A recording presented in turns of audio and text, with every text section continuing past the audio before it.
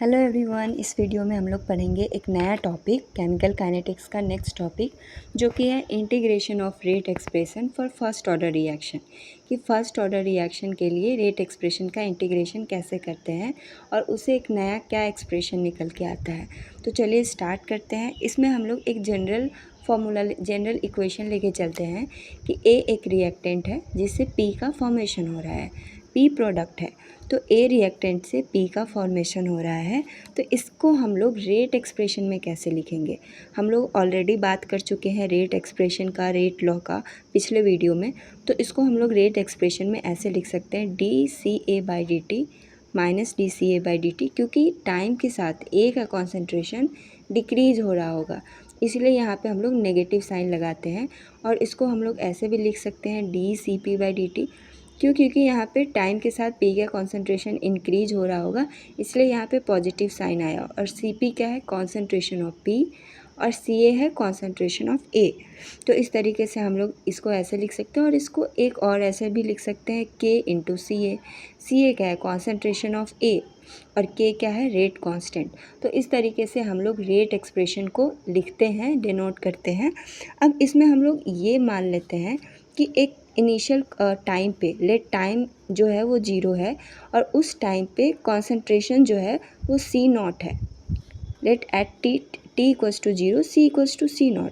तो t equals to T पे हम ये मान लेते हैं कि कॉन्सेंट्रेशन जो है वो C हो जाता है, C के इक्वल हो जाता है। तो ये करने से हम लोग को यहाँ पे इंटीग्रेशन करने में बहुत सुविधा है, बहुत आसानी से यहाँ पे हम लोग इंटीग्रेशन कर पाएंगे। तो पहली बात को, हम ये जो एक्सप्रेशन है इसको हम लोग दोबारा से लिखते हैं एक इक्वेशन लिख के कि minus dCA/dt equals to K into Ca।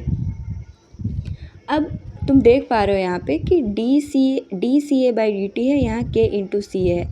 अगर Ca को हम लोग इधर ले आएँ और dt को इधर ले आएँ तो यहाँ पे हमारा इंटीग्रेशन के लिए कुछ काम बन सकता है।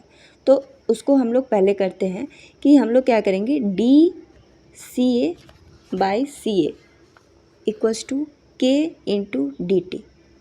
अब यहाँ पे हमारा दो जो है वेरिएबल्स ऊपर नीचे सेम हो गया है। अब हम लोग यहाँ से इंटीग्रेशन ईजिली कर सकते हैं, इसलिए यहाँ पे इसको इधर ऐसे Ca को इधर ले आए और dt को इधर ले गए।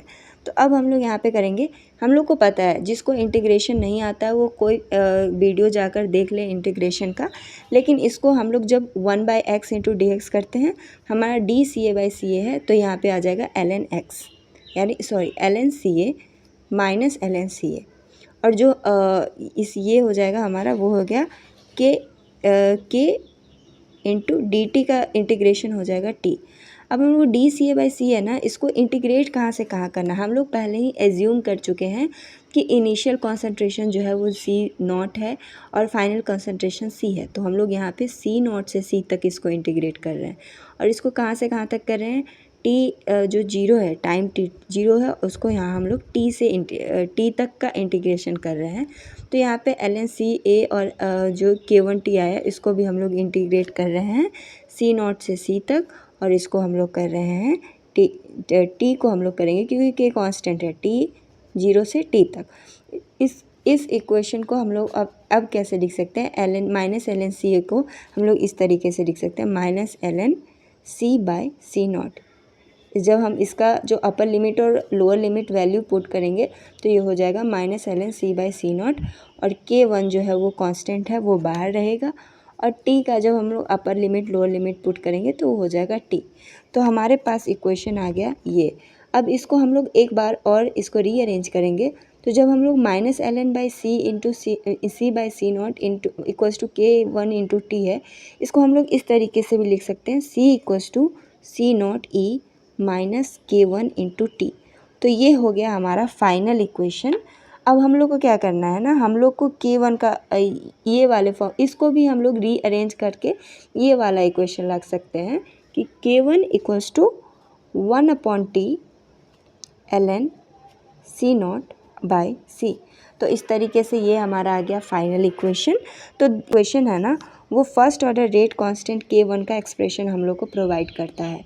तो ये हमारा हो गया integration of rate expression for first order reaction.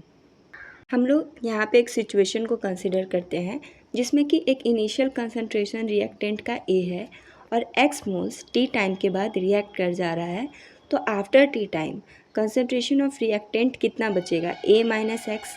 ए अगर a है और उसमें से x चला जा रहा है तो a माइनस एक्स बचेगा टी टाइम के बाद। तो उसको हम लोग इस वाले एक्सप्रेशन में कैसे लिख सकते हैं, यहाँ पे हमारे पास क्या है, सी नॉट, क्या है, सी नॉट है इनिशियल कंसंट्रेशन और सी क्या है, सी जो है वो फाइनल कंसंट्रेशन है आफ्टर टाइम टी। तो इसको हम लोग ऐसे भी लिख सकते हैं K1 equals to 1/T ln C naught की जगह पे a और इसके c के जगह पे हम लोग लिख सकते हैं a माइनस एक्स। तो इस तरीके से हम लोग इस रेट इंटीग्रेटेड रेट इक्वेशन को यूज़ कर सकते हैं।